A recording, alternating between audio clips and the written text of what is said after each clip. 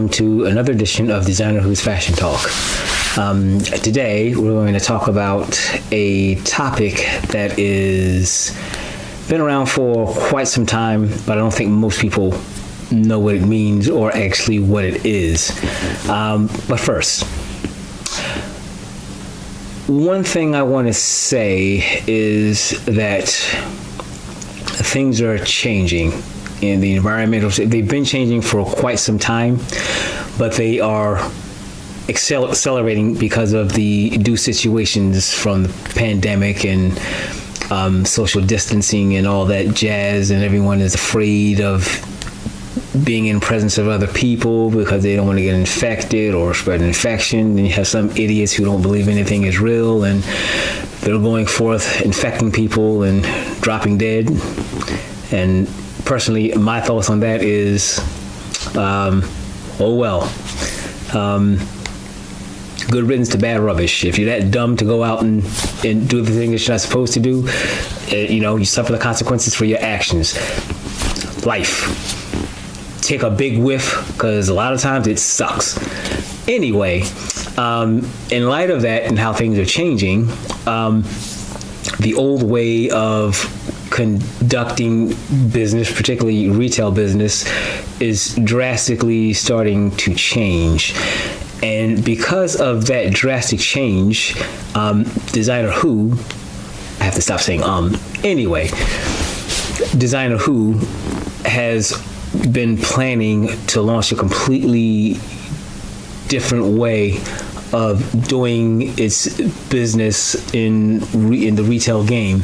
Now, of course, the most common and the most popular, and this is the method that's really driving home the destruction of the old brick and mortar stores, is e-commerce. But even with e-commerce, it has its limitations. And like myself, there's nothing better than being able to walk into a store, see what you like, get it, and walk out the store that day with the thing that you like the most and put it on, wear it up, put it on your wall, whatever it is that you bought. That's the drawback with e-commerce, because you have to wait after you purchase. Now, the good thing with e-commerce is that they have really improved on shipping. Beforehand, if you order something, be it through the mail or even the earlier forms of e-commerce, you had to wait weeks on end for it to come. That was just what it was. But now you order something and it's there 2 days later, maybe 3 days later, but definitely no longer than a week, unless something major has happened to delay shipping. So those are big, incredible changes in the lens of e-commerce, which are a good thing.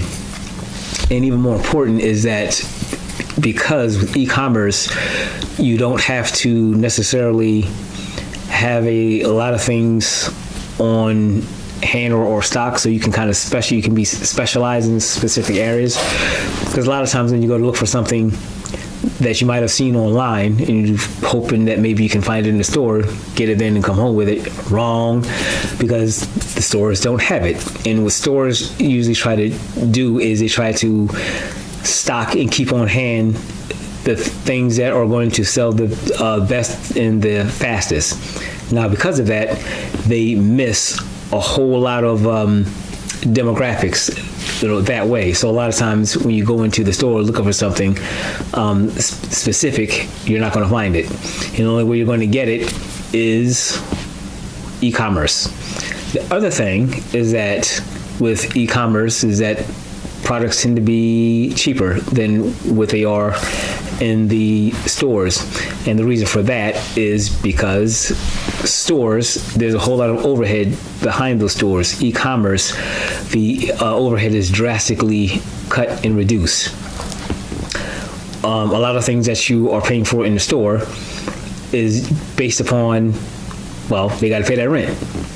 And then employees, utilities, insurance, and all that stuff. The cost adds up. So a lot of times or every time, whatever is going to cost, for the, the cost of doing business is, we'll just pass it on to the consumer. And, the consumer, us, the rest of us, is supposed to take it on the chin and not blink an eye. Well, BS, because you get tired of getting hit for every little freaking thing, that can be thought of under the sun. Now, they're even trying to bang you for the credit cards, and which was interesting because that was a phenomenon that you only saw in Asia, which was absolutely ridiculous. It was like unheard of in the United States. But I've seen here in the United States, a lot of businesses are trying to, usually the smaller businesses are trying to bang you for using a credit card. And my feeling to that has always been, that's not my problem. That's your cost of doing business. And sometimes there's some things within doing business that you just gotta eat it. That's just the way it is. And usually trying to nickel and dime people for every little fart and fizzle is a quick way to drive yourself out of business. But anyway, there are other methods that aren't necessarily new, but they're not the norm of how to conduct business. But the way things are changing, you're going to have to figure out different ways to conduct that business and transaction. And Designer Who has focused in on a newer method to do business, and it's actually brilliant. Now, I'm not going to say what it is. You'll just have to get on board when it gets rolled out. But it's actually brilliant, and it's definitely taking advantage of e-commerce, but it's also taking retail to another dimension, and that's a good thing. That's a real good thing, and that's the whole point of being innovative and thinking outside of the box. You don't have to, be confined yourself to just the standard way of the way it's always been, and that's just it. And a lot of times, the old additive is, if you're unable to adapt, you go out like the dinosaur. You get swept away by the change. And life is constant change and always changing and evolving. And the main thing is you have to figure out a way to adapt when things change. I mean, hell, to be completely 100. The social construct has changed so drastically and badly that I myself don't know how to navigate within this construct at all. I have no understanding of how things are done whatsoever. And you think you are reading things one way, and it's the complete opposite direction. So it's just like, now I'm not one who goes along to get along or whatever else, particularly if it's just something I don't believe in. So for me, I just bow out, and that's how I deal with current changes or whatever. Bottom line, mind my business, and if there's any interaction that goes on with me or whatever when I'm outside of the doorways and in the streets or whatever, you can bet your sweet ass that 9 times out of 10 that someone has initiated that interaction, because I just don't do it unless I have to ask a question about something that I really want, or I am purchasing whatever it is that that I need or want or whatever, and that's the way I leave it. But anyway, the topic of today is the metrosexual. The metrosexual. Now, I remember when I first heard the term, I think it was about 2001, maybe 2002, but the the term had been around since 1994. It was coined by a writer. His name is Mark Simpson. Yeah, Mark Simpson. Mark Simpson coined this term when he did a article, and it described, basically he was talking about the heterosexual metropolitan male, and this particular male is very meticulous about their personal grooming habits, their fashion and style, just the grooming altogether. A lot of them are even, kind of into the arts, kind of high culture. And, I'll give you a perfect example of a metrosexual. And that would be, I don't know if you remember the show Frasier. Frasier and his brother Niles, that was a prime example of a metrosexual. Now, the interesting thing is when I first heard the term, I was like, well, what the hell? A metrosexual? Was that some type of homosexual or something or whatever? I mean, what is that? But, it wasn't that. And it was an odd term. But it's interesting when you think about how terminology gets brought to the forefront. It's all marketing. A writer decides to come up with some new term or whatever for an article or whatever, and he writes about it a couple of times, and then all of a sudden other networks pick up on it, and then that's the featured piece of a particular news broadcast. The metrosexual, what is it? It's fascinating. It's very fascinating. But anyway, the other fascinating thing about the metrosexual terminology, particularly from this person, is that he equated a metrosexual with a narcissist.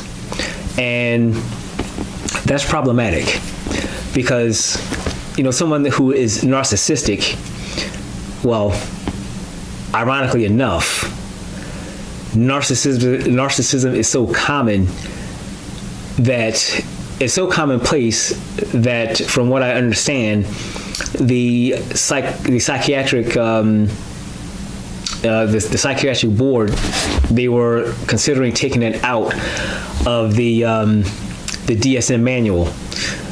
That's not good, but when you think about it that way and how society operates nowadays and how dysfunctional it is and self-absorbed and materialistic it is, you see, narcissism is a very common thing. But, the core stint of someone that's narcissistic is, first of all, it's this self-absorption with oneself, which is very common nowadays. But also, it is someone that has no regard for anyone else and anyone else's feelings. But then again, when you just see the average conduct of the general public, it all falls under the category. Everybody's just doing what they think what they want, damn anybody else, or how anyone else feels. It's all about me. And then another big component of that is consequence, because there was a time if you got out of pocket, you got punched in the face or got your butt whooped, up and down, the street or whatever, wherever you are. Now there's no consequence for people's foul behavior.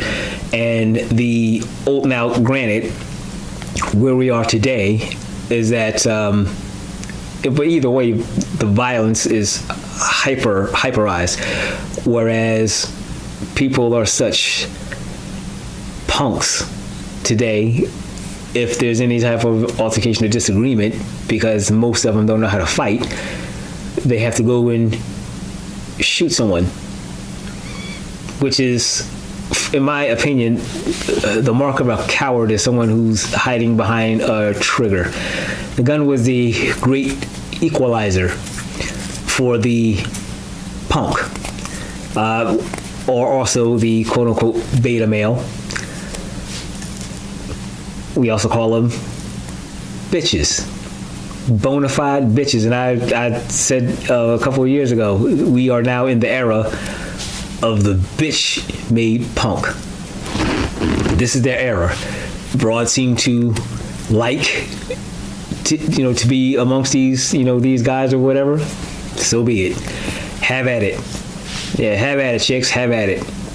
But at the same time, they're always worried about complaining about, oh, there's no good men or whatever, and men ain't this and men ain't that. And the truth of the matter is that you are responsible for a lot of the males that you so-called don't like, because a lot of males are being raised without fathers in the house. And it's just broken mothers left to raise males and their masculine energy, and naturally whatever things that they haven't worked through, it gets taken out on males and the male offspring of said individual. But that's a complete other topic. But again, the tagging of someone narcissistic to someone that's metrosexual who happens to care about the way they look, I think that's an unfair characterization. Very unfair. And honestly, I fall in the category of a metrosexual. I'm pretty I'm pretty picky about my grooming and how I'm presented when I step out the door. That's because it's what I like. It's not about the clothing, whether it makes me somebody. I'm somebody even if I'm in tore up holy, beat down pants, shirt, shoes, or whatever. I am someone. My clothes don't make me. I make the clothes. But still, I thought that was a very unfair characterization of a metrosexual. It's not cool. But anyway, going back into how the term became such a global a global, I want to say phenomenon, but that's not really the right terminology that I'm looking for. It became a style, almost a state of being. But what happened was when the century turned and we came into the 21st century out of the 20th, and the 2000s. The same man, Mark Simpson, he did another article, and this time he gave a clear example, a physical example that everybody knew, and that was David Beckham. And David Beckham was, I guess is, but he's not so much in the public spotlight now, but he was a soccer phenom of England, England's cherished son. And he was stylish, and then to boot, he wound up marrying what's that chick's name? Posh Spice, Victoria something. Well, Victoria Beckham now. I guess Victoria. I can't remember what her maiden name was, but anyway, he married her. But he did an article on David Beckham and used him as his example of what a metrosexual is, and then from that article with an actual celebrity to peg to the metrosexual term, an advertisement agency picked it up, read the story, and then they actually did marketing research on the metrosexual phenom. And then once they did that, that's when the major news outlets picked up and started doing features on metrosexuals, or what a metrosexual is, and this, that, and the third, and that's how it became this huge staple that we now know of today. Now, oddly enough, he tried to update the term to the what did they call it? The metrosexual, something stupid. And thank God it never took hold. But the thought process behind that is that he was basically equating how the metrosexual male now men started being more conscious of their physical, their physique, being in shape, and they were more athletic and muscular. So he decided to morph the sports into the metro. So he kind of dropped the metro and it became sportosexual or something stupid. But like I said, thank God it never gained traction, and it died, thankfully. But being a metrosexual, and there are little things to being a metrosexual that you pay attention to. For instance, your nails. A lot of metrosexual men, they might have their hands, there's their fingernails not just trimmed and kept neat, and you won't find dirt and filth underneath their nails, but also the nails will probably be buffed, which is equivalent of a manicure, but without the nail polish or any type of polish, just the shaping them up, smoothing them out, and then polish them off so they have that nice gleam to them. And a lot of them too have really soft hands. When you think of men, you think of kind of like hard, masculine hands, but some metrosexual men, they have really soft hands because they take care of their hands. And here's something that's interesting. My oldest brother, his hands are immaculate. And see, what's fascinating about this is that he's a mechanic, working on, cars and trucks and this, that, and the third, and, do any type of electrical work to a house, plumbing. And even with all of that, he takes extra special care of his hands. Now, he doesn't really fall into the metrosexual category, but there are aspects that that can be like metrosexual-ish, because the care that it's just certain care. I mean, he's kind of a guy, guy or whatever, and he can put his stuff together and this, that, and the third, and looks presentable and so forth. But it's just fascinating to me that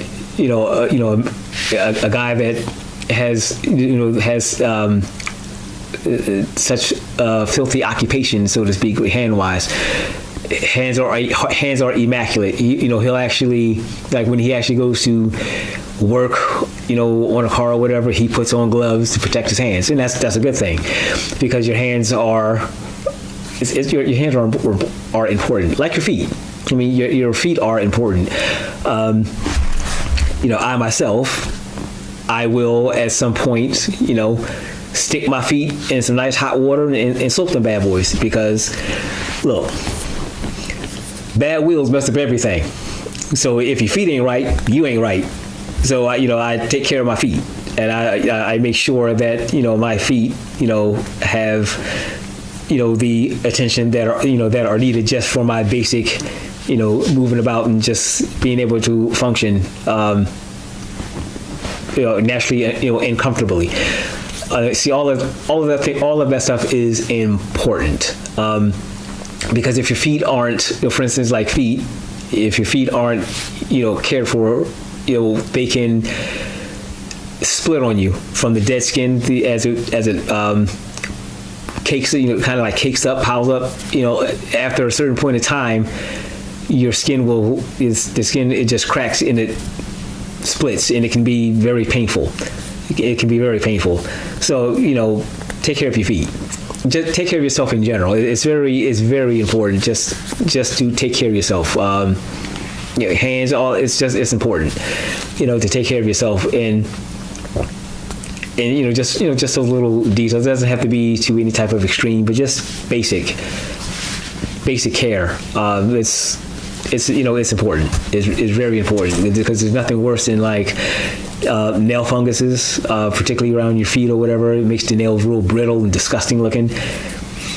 And again, it can be quite uncomfortable to walk if you don't take care of your limbs the way they need to be taken care of. Just, do it. It's for your best interest. But anyway, that segment is going to come to a close, and we will be introducing one of my favorite segments, another new garment set. And it's going to be fly. It's going to be a truth, as always.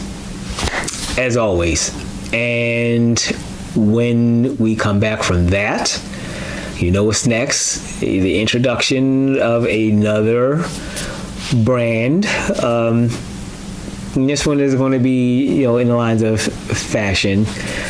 But there's, some other brands I can't wait to introduce to you guys. Ecstatic about that. So, I forgot. I will also, at the end of this, I will display examples of a metrosexual. I think I might even do something a little different. I might even put an example even before this whole thing comes in. Well, we'll see. Anyway, stay tuned for the next segment.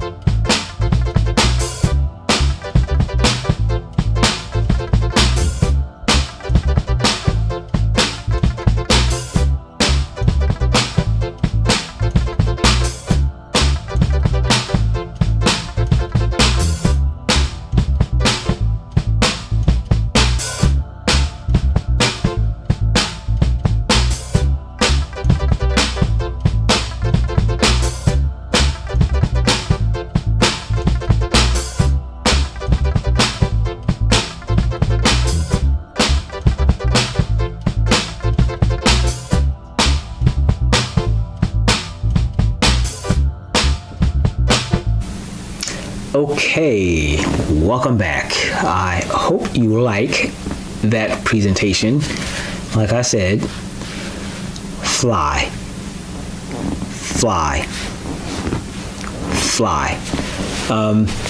If you want to stand out, get onto the product alignment of Designer Who. They create some bangers, and I guarantee you, at some point somebody's going to compliment you on the way you look, which is what you want. But anyway, I want to introduce this brand. Is called Made Man Sakari. Made Man Sakari. They specialize in socks, and these socks are fly. This is two pairs of Made Man Sakari. Phenomenal. I love these socks. Now, I'm gonna tell you how much love I have for them. I have so much love for these socks and the look, and this goes back to what I said before in some of the previous videos, is that when you want to add that extra dagger in the heart, fashion-wise, socks, my friend, socks bring it all together. You got that banging. Oh, think about it. Okay, you got this banging shirt, pants to go with it. That's just like out of this world. And then, like I said, the anchor part of one's wardrobe are your shoes. Shoes are so important. Shoes will make and break your outfit. But then you have all that going on. And then you pair the whole outfit together with a banging pair of socks.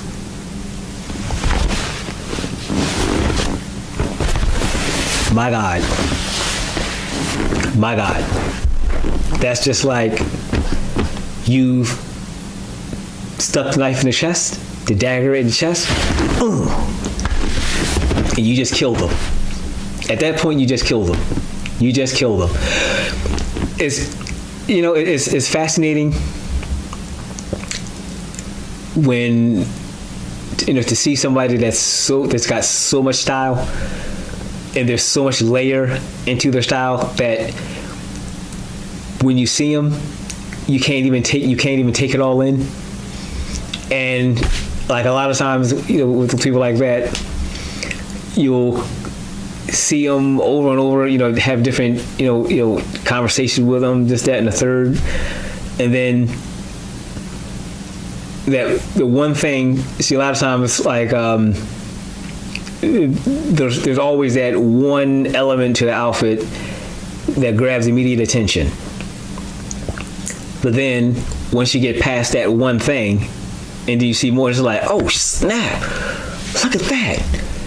It could be an accessory that's just a natural part, and it's just like, yo, those are fly, like dang. And then another time you see them, and it's like, yo, look at that, look at those. Woo. That's when you know you're just fly. That's just when you just know it. You just know it. It's just guys like this, like, it's cool. It's cool. Whatever you look, it's just this is just me. I'm just being me. But anyway, Made Man Sakari. It's a high-end sock, and the name of the company kind of sets the tone for what they're about. Made men pay attention to those little things like the socks. They're going to cost a little bit more, but it's, that's another example of black excellence. Things that are being created, things that I have presented to you, black, it's just black excellence. So for anyone to proclaim that, there aren't any reputable high-end brands out there, you just either don't know, don't want to know, or haven't bothered to look and check, because they're there and they're just as good, if not better, than all the other established brands that you were falling in love with, simply because they're white and white people say that this is it, because that's what it really comes down to.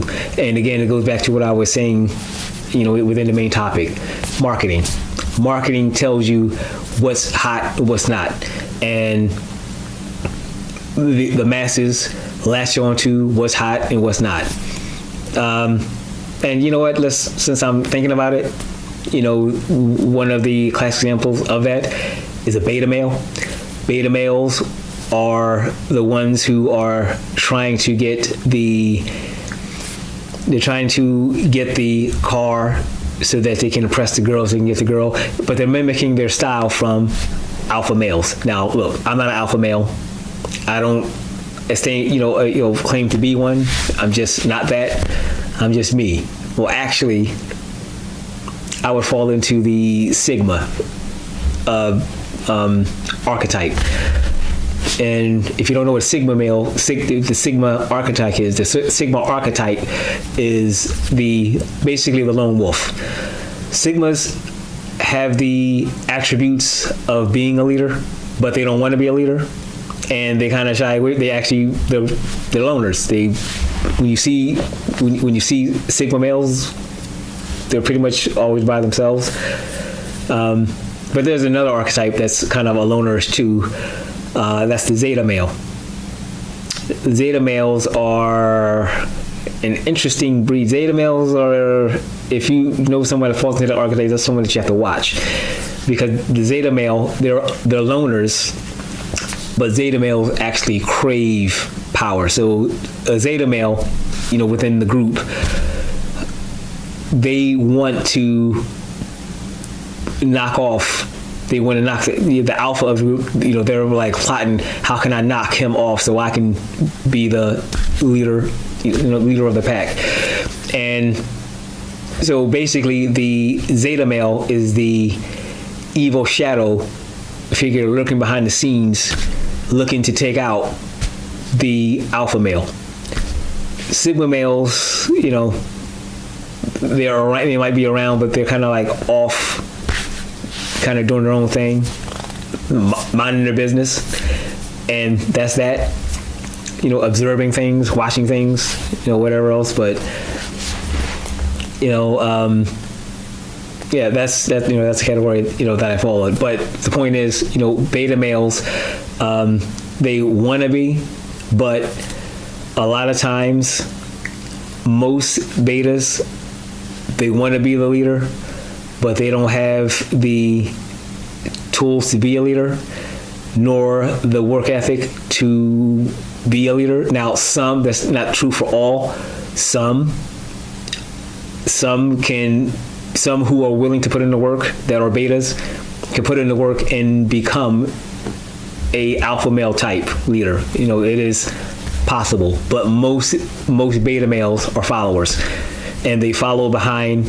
They follow trend. They follow the trend, and the trend that is usually set by the alpha, because alpha males naturally, people gravitate towards, those, type of individuals. They have that natural leadership to them, that people are just drawn to them, particularly broads, dudes, and whatever else. They just have that natural, attraction, to the masses, so to speak. But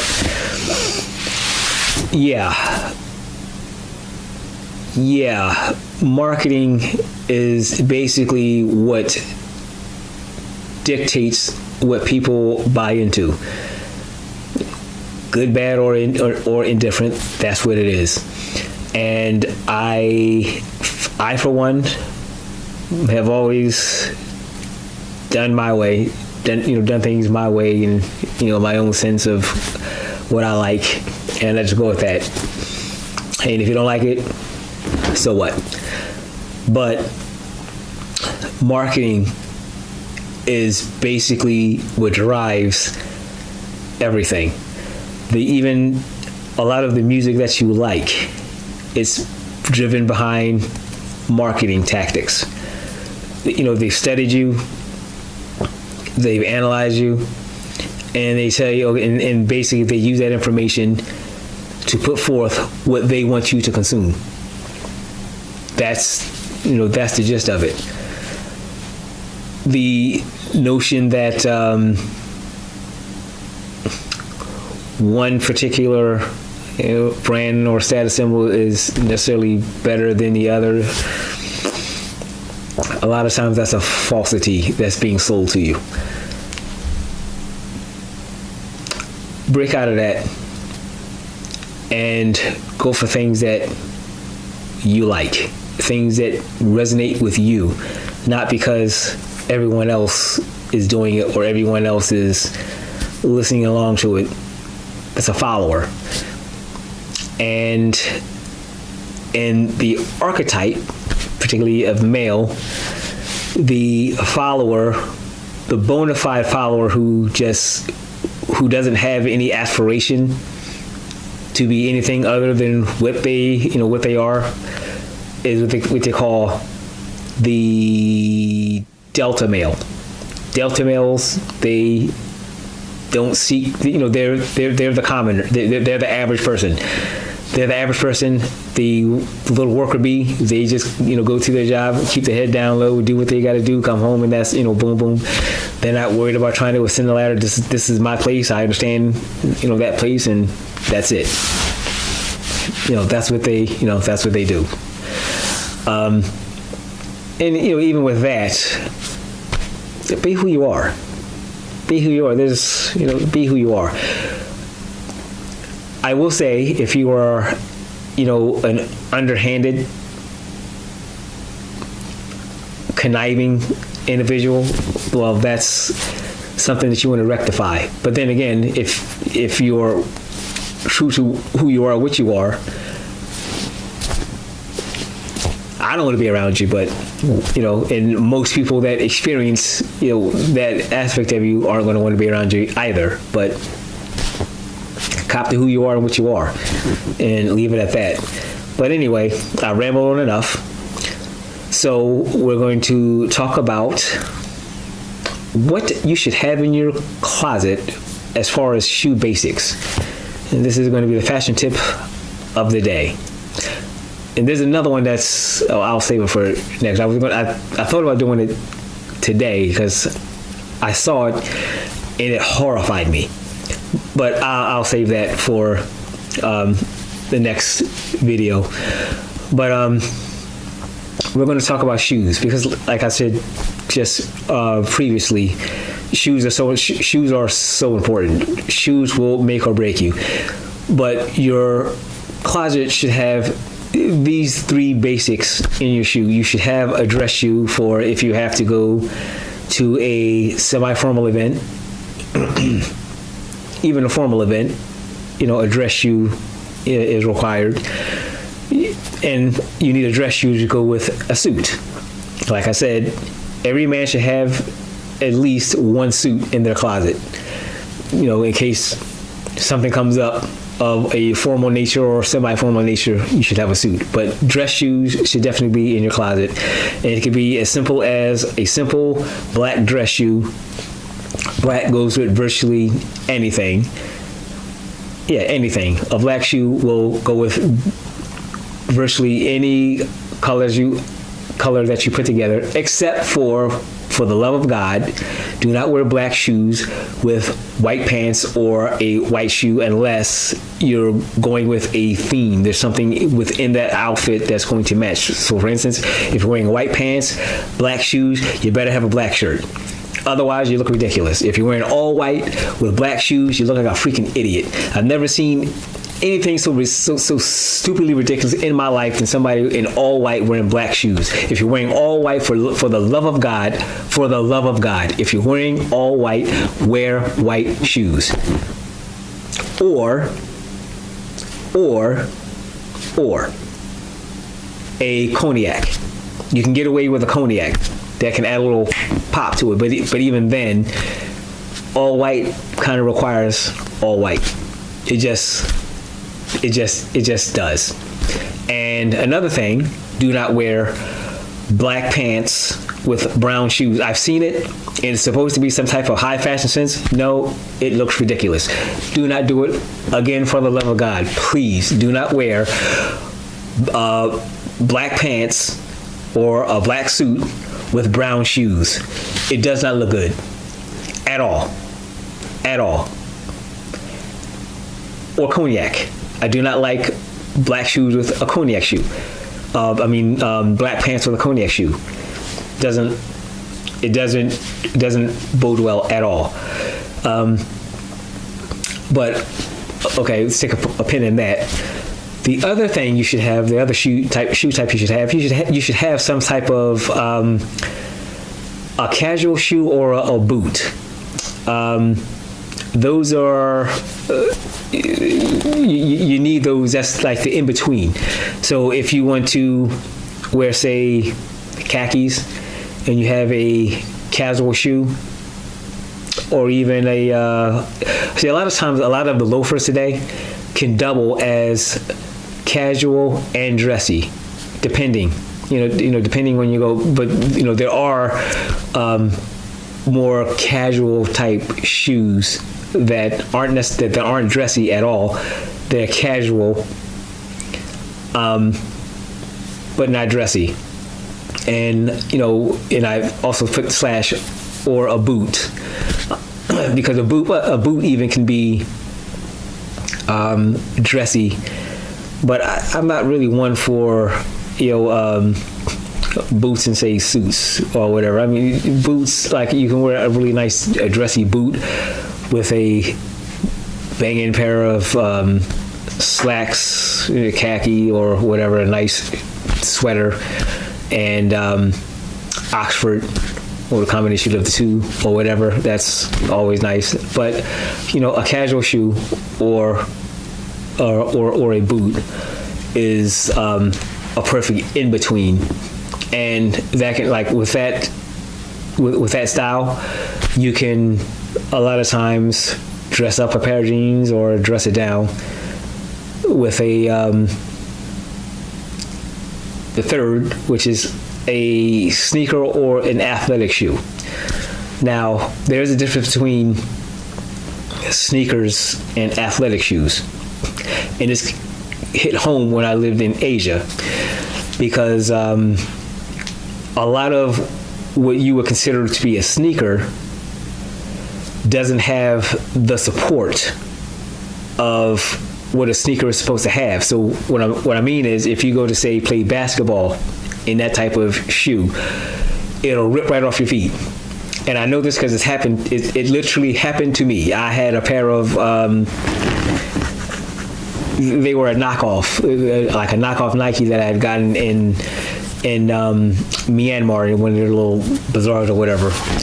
And it was an interesting looking shoe, and I was like, I knew it was a knockoff, but it was kind of interesting looking. So I bought it, and I was like, well, it seems like it's Nike, so anyway, athletic shoe, whatever. But anyway, I took those bad boys out on the basketball court, and when I went to plant and pivot, them joints said, and all you saw was socks and feet. And I was like, oh Lord. And when I finally got them home and I actually looked at them, I was like, damn, there's nothing to it. There's nothing to it. There was really no soul to it or whatever. It was basically some thin layer of whatever on top of the on top of the sole. Wow, it was just a horrifically made shoe. But anyway, the point being is that there are some shoes that look like sneakers, but they aren't made for activewear. So I call it an athletic shoe because it has a sporty look to it, but it doesn't have the support that you would need to participate in any type of sport or exercise. So there you go. Take those tips to the bank, and I will see you next time.